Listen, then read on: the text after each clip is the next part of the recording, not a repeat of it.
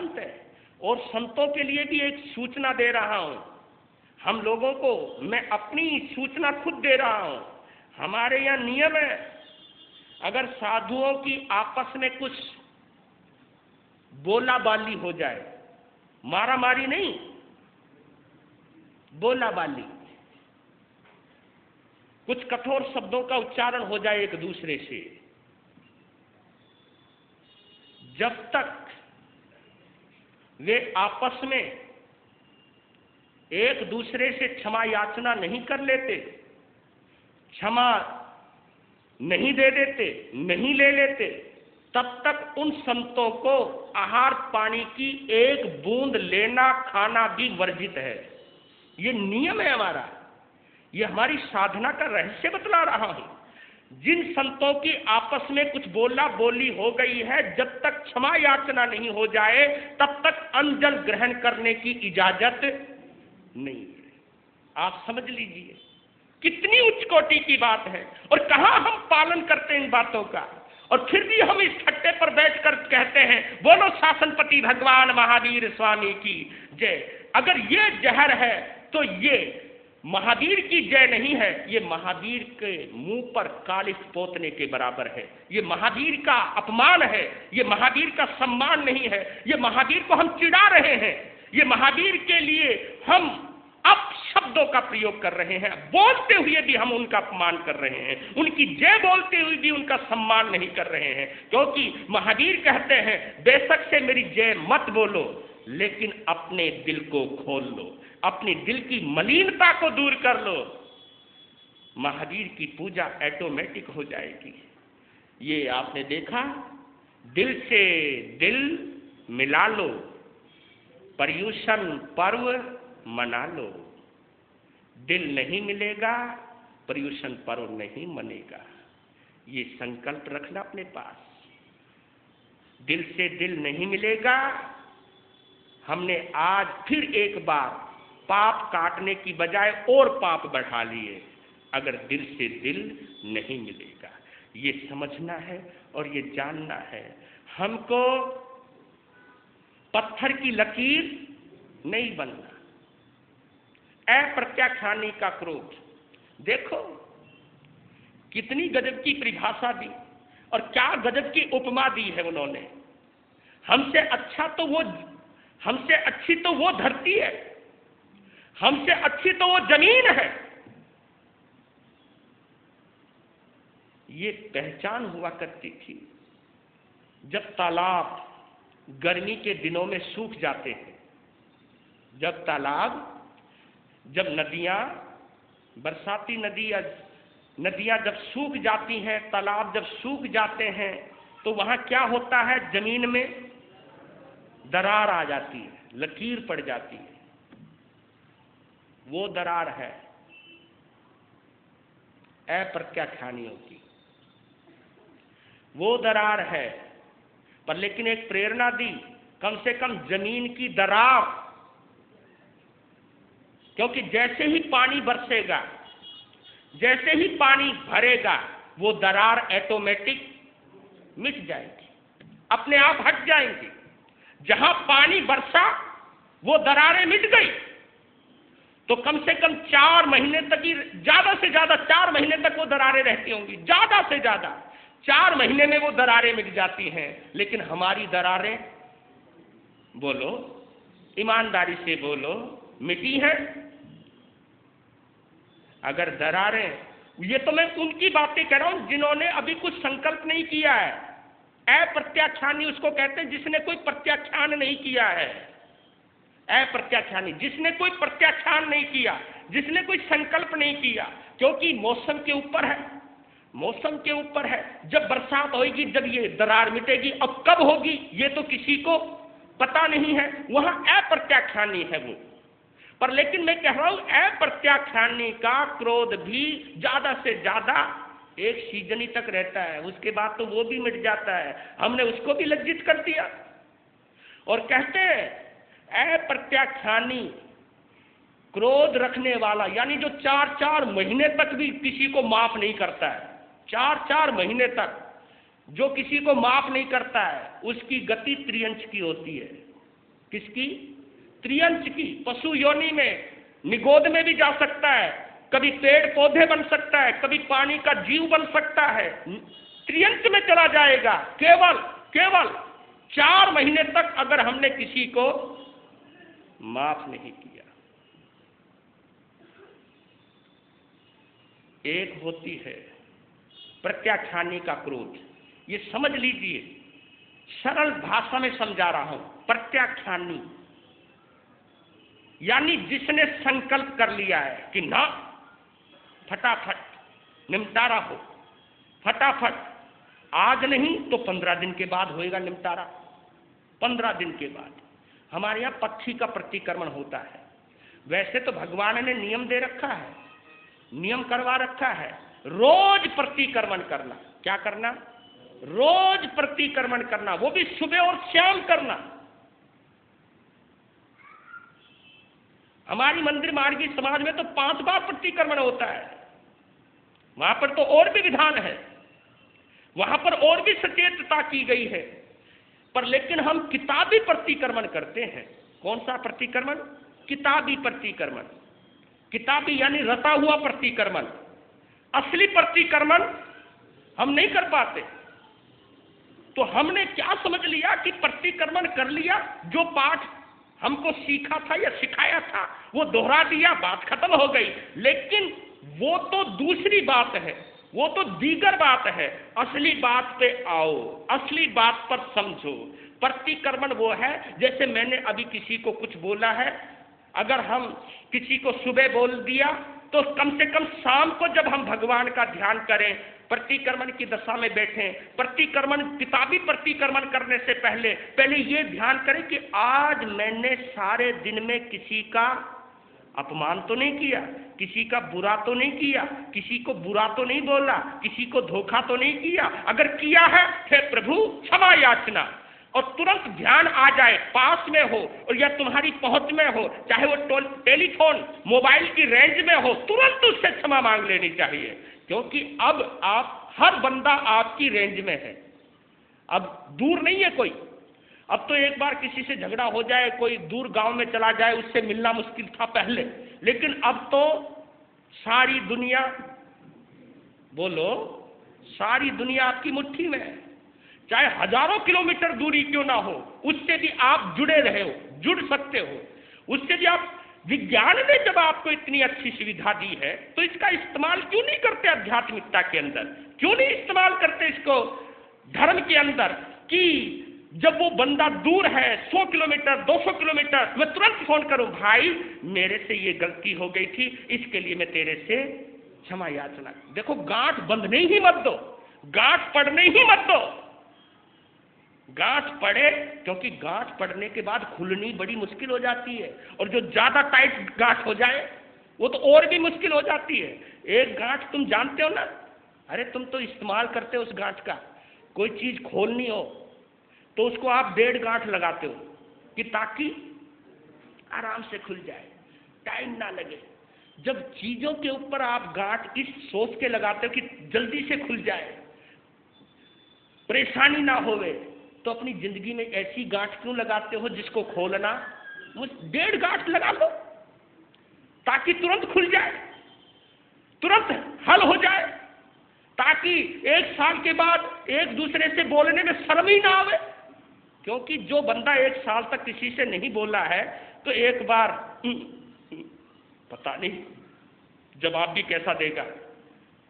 एक बात ये कह देता हूं आप लोगों को इसी बात पर कि दूसरा क्या जवाब देगा इसकी चिंता मत करना। कोई तुम्हें माफ करे या ना करे इस बात की भी परवाह मत करना। आप अपनी ओर से तो अपना दिल साफ कर लेना, बस। तो प्रत्याख्यानी का क्रोध ज्यादा से ज्यादा आप समझ लीजिए, पक्षी में पूरा हो जाना चाहिए। 15 दिन में तो उसे हट जाना चाहिए।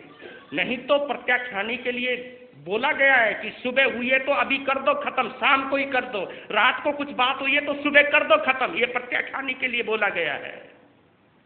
लेकिन इतना भी नहीं होता तो 15 दिन में कर लो, पक्की पे तो कर लो, क्योंकि जितनी देरी होती जाएगी उतनी मजबूरी होती जाएगी, जितनी देरी होती जाएगी उतनी मजबूती होती जाएगी। तो इसको जल्दी निपटा लो, जल्दी खत्म करो इस मामले को। भाई आखिर मिलके काम चलेगा, दुनिया में बिना मिले काम। और मैं तो कभी कभी सोचता हूँ धन्य हो कि कम से कम कुछ रिश्ते हैं, कई तो रिश्तों को निभाने की मजबूरी में बोल रहे हैं, नहीं तो रिश्ते ना होते तुम बिल्कुल भी नहीं बोलते। अब तो तुम्हें ये पता, हाँ ये बच्चे की शादी करनी है, लड़की की शादी करनी है, उनके रिश्तेदारों को तो बुलाना, चल भाई ऊपर से ही बोल लो। पर लेकिन मैं ये कह रहा हूँ कि ऊपर से क्यों बोल लो। आप कहोगे क्या जी बोलना छोड़ देना, ना ना ना, मैं जब ये कह रहा हूँ जब बोलना ही है, तुम बोलो अपने मुंह से क्या बोलना चाहता हूँ। जब बोलना ही है तो दिल से क्यों ना बोलो। कोई रिश्ता निभाना है तो दिल से निभाओ, मजबूरी में क्यों निभा रहे हो। नहीं, मजबूरी में निभने वाला रिश्ता ज्यादा देर तक नहीं चलता है, दिल से निभने वाला रिश्ता बहुत लंबी उम्र तक चलता है। तो प्रत्याख्याने का क्रोध, लेकिन संजलवन का क्रोध, ये हमारा ध्येय है, यही हमारा मकसद है। और मैंने एक बात वो भी कहना भूल गया हूं कि जो प्रत्याख्यानी का क्रोध करता है, यानी फटाफट बात को खत्म करता है, वो अगर मरता भी है तो कम से कम मनुष्य योनि में जाएगा। वो कौन सी योनि में जाएगा? मनुष्य योनि में जाएगा। वो फिर दोबारा मनुष्य बन सकता है। जिससे सुबह गलती हुई, जिससे सुबह झाड़ झपट हुई, शाम को बात खत्म हुई, तो कम से कम उसकी ये जन्म तो बिगड़ने वाला, कम से कम दोबारा मनुष्य जन्म तो मिल जाएगा, कम से कम दोबारा फिर पॉसिबिलिटी हमारे हाथ में लग जाएगी, फिर हमको वक्त मिल जाएगा, समय मिल जाएगा, अवसर मिल जाएगा संभलने का और संवरने का। और लेकिन फिर बोला है संजुलन का क्रोध, बहुत अति उत्तम क्रोध। क्योंकि क्रोध उत्तम क्रोध है। ये कैसा क्रोध आपको बतला रहा हूं। आपने, और वह उसकी उपमा देना भूल गया, उसकी उपमा है पहले की। अब तो तुम भूल भी गए होंगे वो उपमा। पहले खेतों में बैल जाया करते थे बहाने के लिए, बैल। तो वो जब बाथरूम करता था चलता चलता, तो वो जैसे सुबह सुबह गया है तो शाम तक क्या होता था, वो धूल धार इधर से आई उधर से आई, इधर से आई उधर से आई, वो लकीर मिट जाती थी। कोई उसके ऊपर से गया, कोई उसके ऊपर से चला, तो वो लकीर मिट जाती थी। उस लकीर की उम्र ये उस बैल के पेशाब की रेखा, ये बोले, क्योंकि ये उपमा पुरानी है तो पुराने शास्त्र की बात कर रहा हूं, तो उसी उपमा को दोहरा रहा हूं।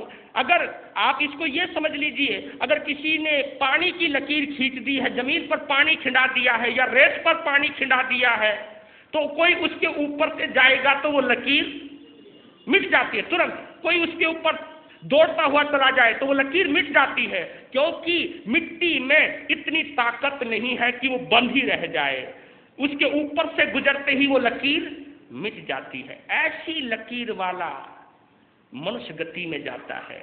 और उत्तम भाव की बात बतला रहा हूं। देव गति में कौन जाता है? देव गति में वो जाता है जिसका क्रोध संज्वलन का क्रोध है। कौन सा? संज्वलन। संज्वलन, इसको तुरंत समझना। जैसे आपने पानी में लकीर खींची, पानी में लकीर खींची, इधर लकीर खींची और इधर लकीर मिट गई, इधर लकीर खींची और इधर लकीर मिट गई। इसको कहते हैं संजुलन का क्रोध।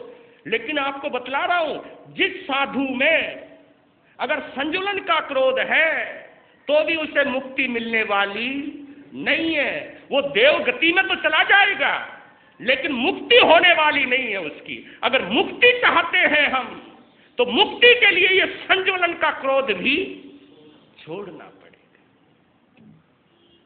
ये संजुलन का क्रोध भी छोड़ना पड़ेगा।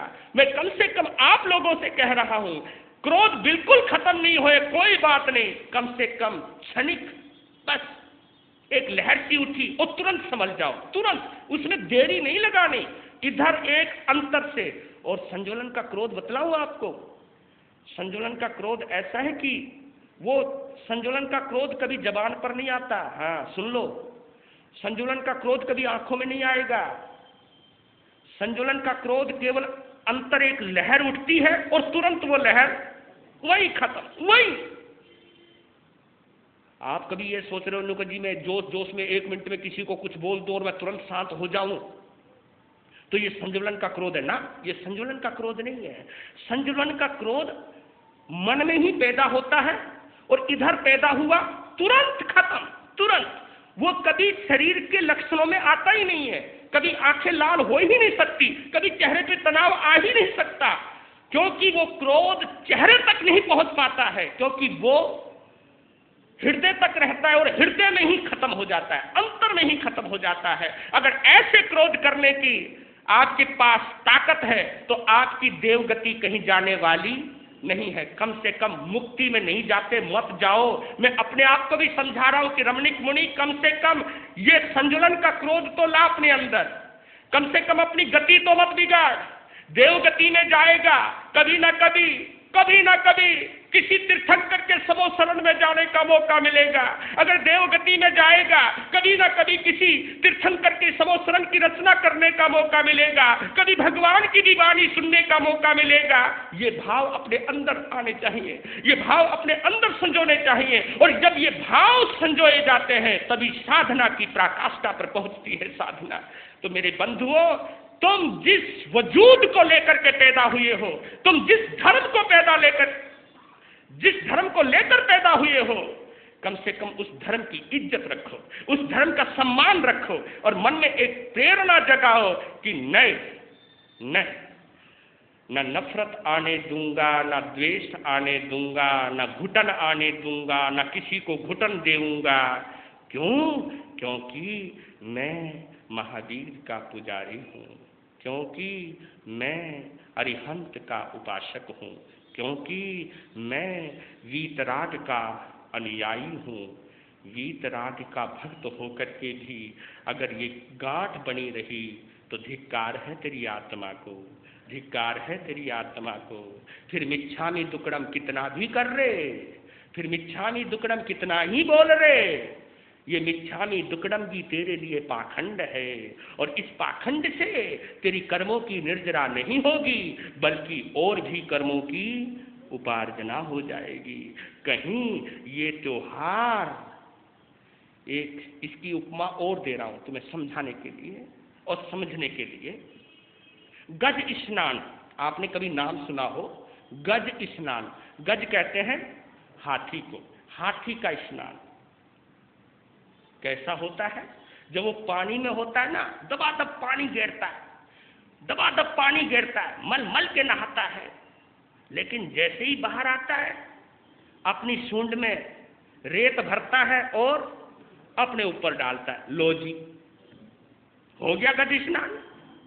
हम कभी कभी कहते हैं भाई ये कौन सा स्नान हुआ, इधर नहाए और ऊपर मिट्टी डाल ली, ऊपर से और गंदगी कर ली।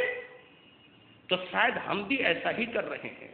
हम यहाँ बैठे बैठे आह मजा आ गया, बस मजा आ गया, अब तो कसाय करना ही नहीं, और जैसे ही उठे और नजर मिली, इसने मेरे पैसे मार लिए, वह तेरी, तो भाव बिगड़ गए ना। क्योंकि मैं सच कह रहा हूं, सब कुछ यही छूट के जाना है, क्यों लड़ रहे हो? सब कुछ यही रह जाना, सच कह रहा हूं आपको। क्यों इन चीजों के लिए अपने बुरा कर रहे हो? अब तो इतना बुरा हो चुका है, अब और क्यों बुरा कर रहे हो? अब तो बहुत नुकसान हो चुका है, जमीन जायदाद का, धन दौलत का तो नुकसान हो गया है, लेकिन अपने आत्मा के गुणों का क्यों नुकसान कर रहे हो? ये भाव उमड़े, ये भाव आए आपके अंदर, आपकी आत्मा बलवान बनेगी। मैं प्रतिदिन जाता हूं अपने गुरुदेव श्री फूलचंद जी महाराज की समाधि पर प्रणाम किया, उसके बाद बड़े जैन मंदिर गया, वहां जिन देव के दर्शन किए, प्रतिमा के दर्शन किए, उस भव्य मुहूर्त को निहारा, उस भव्य मूर्त को निहार कर उसका अमृत पान किया। कभी कभी लोग कह जाते हैं कि महाराज आप मंदिर में, मैं उनसे एक बात कहता हूं कि जब हम आपके घर जा सकते हैं, आपकी दुकान पर जा सकते हैं, तो क्या हम मंदिर भी नहीं जा सकते?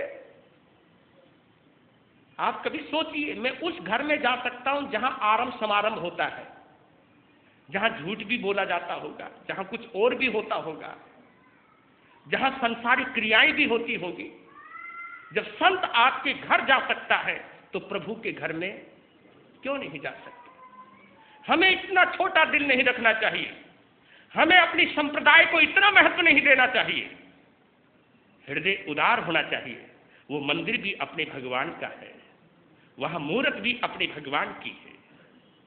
और जब तक ये भाव नहीं पैदा होंगे तब तक सचमुच कहता हूं आपको, जीवन अधूरा रह जाएगा,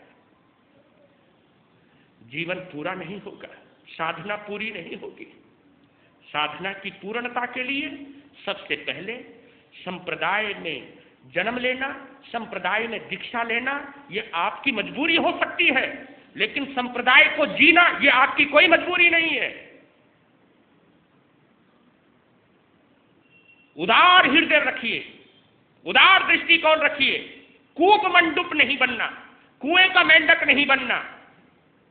बनना है तो किसी दरिया का बनो, बनना है तो किसी सागर का बनो, ताकि पता चले तो इस सागर तक पहुंचना ही तो हमारा मकसद है, सागर तक जाना ही तो हमारा मकसद है, अपने अहम को विलीन करना ही तो हमारा मकसद है, अपने अंतर के सांप्रदायिक भावों को विलीन करना ही तो हमारा मकसद है। हम संप्रदाय का पोषण करने के लिए संत नहीं बने, हम धर्म का पोषण करने के लिए संत बने हैं। हम किसी संप्रदाय की रक्षा करने के लिए संत नहीं बने, हमने प्रेम प्यार और मोहब्बत की रक्षा करने के लिए संत बने हैं। और इसी के लिए ही जीना चाहिए, इसी का ही मकसद लेकर के हमें आगे बढ़ना चाहिए। और जब तक ये मकसद हम लोगों का नहीं होगा तो हम महावीर की सच्ची आराधना नहीं कर पाएंगे, सच्ची साधना नहीं कर पाएंगे। और ये मति, ये सद्बुद्धि मुझे अपने गुरुदेव श्री प्रेम सुख जी महाराज साहब से मिली है। मैं अपने गुरुदेव को याद करता हूं, वो कहा करते थे कि बेटा कोई भी धर्म बुरा, कोई धर्म बुरा नहीं है, किसी का गुरु बुरा नहीं है, किसी का सदगुरु बुरा नहीं है, और किसी की बुराई करके तू क्यों बुरा बन रहा है? क्यों? बुराई तू बाद में करेगा, बुराई करने से पहले तुझे खुद बुरा होना पड़ेगा, क्योंकि बुरा हुए बिना तुम किसी की बुराई कर ही नहीं सकते, कर ही नहीं सकते। बुरा होना पड़ता है किसी की बुराई करने के लिए। तो शुरुआत हम गलत ही क्यों करें, नफरत क्यों करें, किसी के ऊपर टीका टिप्पणी क्यों करें कि उसका धर्म छोटा है, उसमें पाखंड ज्यादा होता है? क्यों? हर जीव अपना। हम क्या कर रहे हैं इस बात के ऊपर गौर करिए, हम क्या कर सकते हैं इस बात पर चिंतन कीजिए। लीजिए अंतगढ़ सूत्र का बचा हुआ हिस्सा सुनिए, और शायद आपको मंगलमय प्रेरणा मिली होगी। और आपने देखा होगा आज मैंने अपनी चारों परंपराओं के आचार्यों को अपने आगे हाजिर नाजिर करते हुए, बेशक से मुझे नहीं दिखाई दे रहे हैं, लेकिन मैंने देख करके लगाया है। इस वक्त मुझे नहीं दिखाई दे रहे। क्यों नहीं दिखाई दे रहे? क्योंकि ये मेरे अंतर में है। मैं केवल अब किनको दिखा रहा हूं? तुम्हें दिखा रहा हूं। तुम भी देखिए, और ये प्रेरणा अपने संतों को भी दीजिए, ये प्रेरणा अपने श्रावकों को भी दीजिए कि इस तरह मत बटो। कोशिश करो कि हम एक जगह बैठें, एक जगह सजें, एक जगह से ही चारों परंपराओं के जयकारे लगें। क्योंकि ये जैन धर्म अकेला स्थानक वासियों का नहीं है, जैन धर्म अकेला दिगंबरों का नहीं है, जैन धर्म अकेला तेरा पंथ का नहीं है, जैन धर्म अकेला मंदिर मार्गी समाज का नहीं है। इन चारों का मिलन ही जैन धर्म है, इन चारों का साधना ही जैन धर्म है। और सभी परंपराओं ने महावीर की साधना करी है, महावीर को जिंदा रखा है। तो हमें उनके प्रति आभार व्यक्त करना चाहिए, हमें उनके अंतर, उनके लिए कृतज्ञता के भाव रखने चाहिए, तभी हमारी साधना सफल होगी। ओम शांति, ओम शांति। अब चलते हैं आगे अंतगढ़ सूत्र में। द्वाल समम करी करिता सब काम गुणियम पारिपारिता, 14 समम करी करिता सब काम गुणियम पारिपारिता, 20 इमम करी करिता सब काम गुणियम पारिपारिता, द्वाल समम करी करिता सब काम गुणियम पारिपारिता, 14 समम करी करिता सब काम गुणियम पारिपारिता, 16 समम करी करिता सब काम गुणियम पारिपारिता, 18 समम करी करिता सब काम गुणियम पारिपारिता, 14 समम करी करिता सब काम गुणियम पारिपारिता, 16 समम करी करिता सब काम गुणियम पारिपारिता, 18 समम करी करिता सब काम गुणियम पारिपारिता, 20 इमम करी करिता सब काम गुणियम पारिपारिता, द्वाल समम करी करिता सब काम गुणियम पारिपारिता, 18 समम करी करिता सब काम गुणियम पारिपारिता, 20 समम करी करिता सब काम गुणियम पारिपारिता, द्वाल समम करी करिता सब काम गुणियम पारिपारिता, 16 समम करी करिता सब काम गुणियम पारिपारिता, अहिजित्ता बहुपुड़ी पुन्नाई 17 से वासाई परियायम पाल इत्ता मासियाए संलहनाए अपानम झुसेता सठिम भत्ताई अनसनाए छेदेता जसठाए कीरई जाओ तमठम आरा है चरी मौसा सनि सासहि सिद्धा बुद्धा अठ्ये वासा आदि एकोत्रियाए जाओ सतरस से ऐसो खलु परिताओ सेनीय भज्जानना यौवा एवं खलु जम्बो समणेनम भगवया महावीरेनम आईगरेनम जाओ संपत्तेनम अठमस्य अंगस्य अंतगढ़ दशानम आई मठ्ठे पणत्ते तिबेमी अंतगढ़ दशानम अंगस्य एगो सूय खंदो अठवग्गा अठसु चेव दिवसेषु उद्दिश्यन्ति एवं तत् पढ़म द्वितीय वग्गे 10-10 उद्देशका तय्य वग्गे 13 उद्देशका चौथे पंचम वग्गे 10-10 उद्देशया छठे वग्गे 16 से उद्देशका सप्तम वग्गे 13 से उद्देशका अठम वग्गे 10 उद्देशका शेषम जहा नाया धम कहानम शेषम जहा नाया धम कहानम। बोलिए शासनपति भगवान महावीर स्वामी की।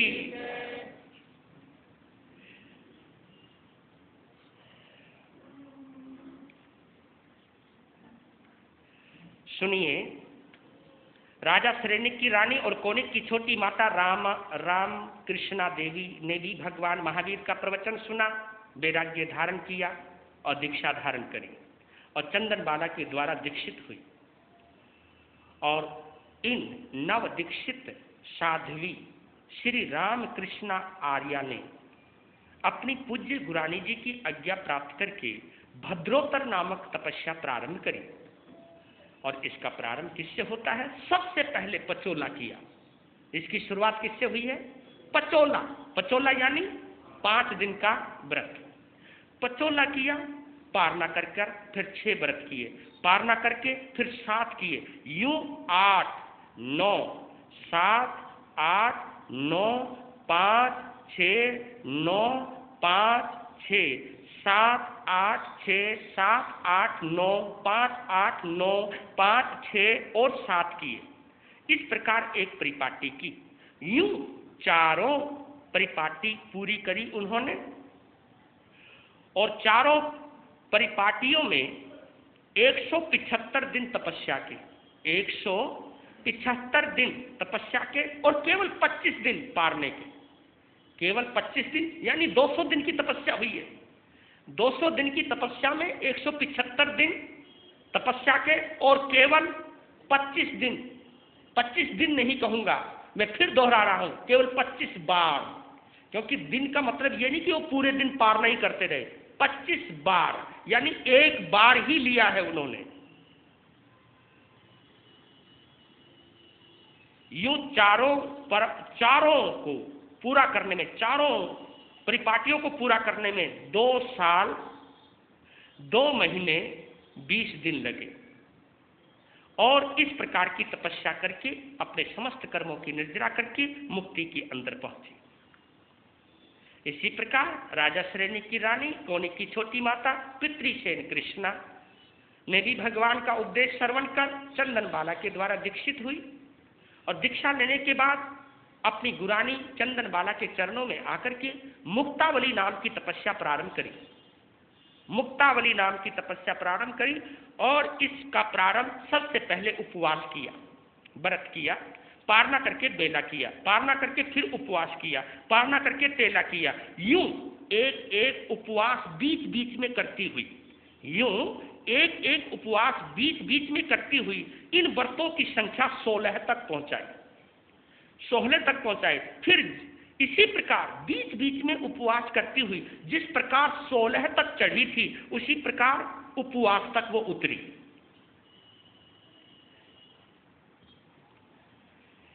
एक परिपाटी करिए और एक परिपाटी में पूरे दिन 59 दिन पारने के और जितने बाकी दिन तपस्या के कुल मिलाकर 11 महीने और 15 दिन। कितने? 11 महीने और 15 दिनों की तपस्या में केवल 59 दिन यानी 59 दिन केवल पारना किया और बाकी तपस्या में बिताया उन्होंने अपना समय। और चारों परिपाटियों को पूरा करने में 3 साल 10 महीने लगे। 3 साल 10 महीने लगे और अपने जीवन का कल्याण किया। अब आखिरी अध्याय चल रहा है। राजा श्रेणी की रानी कोनी की छोटी माता महाकृष्णा नाम की देवी ने भी भगवान महावीर का उपदेश श्रवण कर चंदन बाला के द्वारा दीक्षित हुई और उन्होंने आयनबिल वर्धमान नामक तपस्या करी।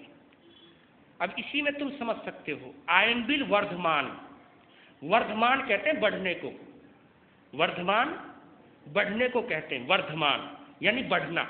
क्योंकि जब भगवान महावीर स्वामी का जन्म हुआ अपने राजमहल में तो राजा सिद्धार्थ की संपदा बढ़ती ही चली गई। इतना क्योंकि जब तीर्थंकर ने जन्म लिया है तो वहाँ यश की क्या कमी रहेगी, सम्मान की क्या कमी रहेगी, राज संपदा की क्या कमी रहेगी। उनके आते ही सब कुछ बढ़ना शुरू हो गया। इसलिए उनका नाम क्या रखा? क्योंकि जब वो राजकुमार थे तो उनका नाम था वर्धमान, और जब वो दीक्षित हुए और उन्होंने कठोर साधना करी तो उनकी कठोर साधना को देखकर देवताओं ने नहीं बल्कि जन जन के मन ने स्वीकार किया कि ये वास्तव में महावीर है, वास्तव में वीर है। तो वर्धमान तपस्या शुरू करिए। ये कैसे? इसकी शुरुआत सबसे पहले आयनबिल किया। आयनबिल समझ गए? और आयनबिल को वही समझना, सूखी रोटी जिसमें कोई नमक नहीं, कोई ऊपर चिकनाहट नहीं, रूखी रोटी यानी रूखी रोटी को पानी में भिगोया, गर्म पानी में भिगोया और उसे मसोला, उसको राबड़ी सी बनाई और उसी को पी लेना। ये आयनबिल का शुद्ध रूप है। सबसे पहले आयनबिल किया और आयनबिल का पारना किससे किया मालूम है? उपवास से। पारना नहीं है, वो उपवास किया। आयनबिल किया, आयनबिल करके फिर उपवास किया, फिर 2 आयनबिल किए, फिर उपवास किया, फिर 3 आयनबिल किए, फिर उपवास किया। इसी प्रकार बीच बीच में उपवास करते करते इन आयनबिलों की संख्या को 100 तक पहुंचाया। समझ गए? 100 तक पहुंचाया आयनबिलों को, यानी 100 आयनबिल किए फिर उपवास किया। उन महासेन कृष्णा आर्या ने आयनबिल वर्धमान तपस्या करने में बताओ कितने? पूरे 14 साल 3 महीने 20 दिन लगाए। यानी 14 साल 3 महीने और 20 दिन वो तपस्या में जुटी रही। और इस तपस्या को करने के बाद सारे शरीर से मांस और रुधिर समाप्त हो गया और अंतिम समय में 1 महीने का संथारा करके अपनी आत्मा का कल्याण किया। जय हो। अब इसका उपसंहार कर रहा हूं। बोल रहे हैं जम्बू स्वामी से सुधर्मा स्वामी, हे जम्बो, धर्म को प्रकट करने वाले शर्मन भगवान महावीर जो मोक्ष में पधार गए हैं, उन्होंने 8वें अंग अंतगत सूत्र का यही भाव फरमाया है और उसे जो मुझे सुनाया, जो मैंने उनसे सुना, उसे मैंने जो का त्यों तुम्हारे सामने वर्णन कर दिया है। मैंने इसमें कुछ बढ़ाया नहीं, मैंने इसमें कुछ घटाया नहीं, जैसा सुना वैसा तुझे सुना दिया। इस अंतगत सूत्र में एक श्रुत स्कंद है। श्रुत स्कंद यानी ये शास्त्र अपने आप में कंप्लीट है। एक श्रुत स्कंद यानी अपने आप में संपूर्ण शास्त्र है। ये एक श्रुत स्कंद है, 8 इसके वर्ग हैं, जिन्हें ये सुनिए, ये प्रमाण है इसका कि 8सु चैव दिवसेषु उद्दिश्यन्ति। भगवान महावीर ने भी इस शास्त्र को 8 दिनों में ही फरमाया, 8 दिनों में ही सुनाया। और इसके प्रथम और दूसरे वर्ग में कर्मशः 10-10 अध्ययन हैं। अब 90 का जोड़ आ रहा है। इसके पहले और दूसरे वर्ग में 10-10 अध्ययन हैं। तीसरे वर्ग में 13 अध्ययन हैं। चौथे और पांचवें वर्ग में फिर 10-10 अध्ययन हैं। छठे वर्ग में 16 अध्ययन है। सातवें वर्ग में 13 अध्ययन है और 8वें वर्ग में 10 अध्ययन है। शेष ज्ञाता धर्म कथांग सूत्र के अनुसार समझ लेना चाहिए। इसको ज्ञाता धर्म कथांग इसलिए कहते हैं कि हमारे 32 शास्त्रों को 4 अनुयोगों में बांटा हुआ है। कुछ शास्त्र है जिसमें केवल कथाएं आती हैं, कहानियां आती हैं, और भगवान ने भी कहानियों का सहारा लिया। कभी कभी आप लोग कह जाते हो कि फला संत तो केवल कहानी सुनाता है और कुछ सुनाता नहीं है, पर लेकिन भगवान ने भी कहानियों का सहारा लिया है, भगवान ने भी कथाओं का सहारा लिया है। कथाओं के माध्यम से, क्योंकि कुछ बातें खगोल की हैं, कुछ बातें भूगोल की हैं, कुछ बातें गणित की हैं, कुछ बातें तत्व की हैं, लेकिन हर बात हर किसी के समझ में तो हर बात हर किसी के समझ में नहीं आती। जिसका ज्ञान गणित का है वो गणित की भाषा समझ सकता है, जो तत्वों को जानता है वो तत्वों की भाषा समझ सकता है। लेकिन जो सामान्य लोग हैं, जनसाधारण लोग हैं, ग्रामीण लोग हैं, उनको समझाने के लिए भगवान महावीर ने भी किसका सहारा? कहानियों का, कथाओं का प्रसंग लिया और उन वीर आत्माओं का वर्णन खुद किया। और धन समझना, कितने पुण्यवान है ये जीव जिनका वर्णन मैंने आपके सामने सुनाया है। कितने पुण्यवान है वो जीव जिनका वर्णन खुद भगवान ने किया है। धन्य हो, धन्य, जय हो। अति उत्तम, अति उत्तम। आज बड़ा महत्वपूर्ण दिन है और इस शास्त्र को प्रणाम करता हूं। आप भी वहीं से हाथ जोड़कर अपने भाग्य की सराहना करते हुए, ऐसा नहीं, ये नहीं सोचना कि समय बहुत बिताया और टाइम बहुत लग गया, बहुत लंबी लंबी कथाएं सुनी, अरे हम तो बोर हो गए, ये भाव नहीं लाना। ये भाव लाना, ये हमारा सौभाग्य है कि भगवान ने जिनका वर्णन फरमाया उनका वर्णन हमने इस पंचम आरे में अपने कान से सुना। वो घड़ी भी आ जाएगी, वो दिन भी आ जाएंगे जब इन शास्त्रों को सुनाने वाला भी कोई नहीं रहेगा, कोई सुनने वाला नहीं रहेगा। क्योंकि जब पंचम आरा आएगा, आपको बतला रहा हूं, केवल 10वें कालिक सूत्र के केवल 4 अध्ययन बच जाएंगे, बाकी सारे शास्त्र लुप्त हो जाएंगे। कितने? जब इस आरे का समापन होएगा, जब पंचम आरा आएगा, उस वक्त केवल एक साधु और एक साध्वी बचेगी, एक श्रावक और एक श्राविका बचेगी, कुछ नहीं बचेगा। और वो भी जब आरे का अंत आएगा, सुबह राजा खत्म हो जाएगा और शाम होते होते धर्म भी खत्म हो जाएगा। तो आप समझना कि वो घड़ी हमें देखने को ना मिले, उस छठे आरे में हमें जन्म लेना ना पड़े, हम ऐसी गति में जाएं, ऐसा पुण्य करें कि ऐसी उच्च गति में जाएं जहां पर असंख्यात काल की उम्र होवे। और जब दूसरी बार आर्य का शुभारंभ होवे, जब तीर्थंकरों का जन्म होवे, उन तीर्थंकरों की मौजूदगी में हमारा भी जन्म होवे। ये भाव हमें संजोने चाहिए, ये भाव हमें भाने चाहिए और इन्हीं भावों में हमें जीना चाहिए। ये हमारा सौभाग्य है कि इस वर्ष एक बार फिर हमको पर्वराज पर्युषण मनाने का मौका मिला। अवसर मिला, शरीर निरोगा रहा, कान और आंख स्वस्थ रही, मन में उत्साह रहा, ये असीम पुण्योदय है मेरा। नहीं तो मैं कहीं बिस्तर पर होता, या कहीं हॉस्पिटल में होता, या कहीं मजबूर होता, कहीं कोमा में पड़ा रहता, तो जिंदगी बेकार हो जाती मेरी। ये भाव हमारे अंदर अवश्य आने चाहिए, क्योंकि ये सब जो क्षण हैं, ये घटनाएं हैं, ये असीम पुण्योदय से मिली हैं हमको। और अपने पुण्य की सराहना करते हुए अपने परमात्मा का आभार व्यक्त करें, अपने शुभ कर्मों का आभार व्यक्त करें, अपने पुण्योदय का आभार व्यक्त करें कि और ये भाव लाएं कि हे प्रभु, ऐसा पुण्य हमें बार बार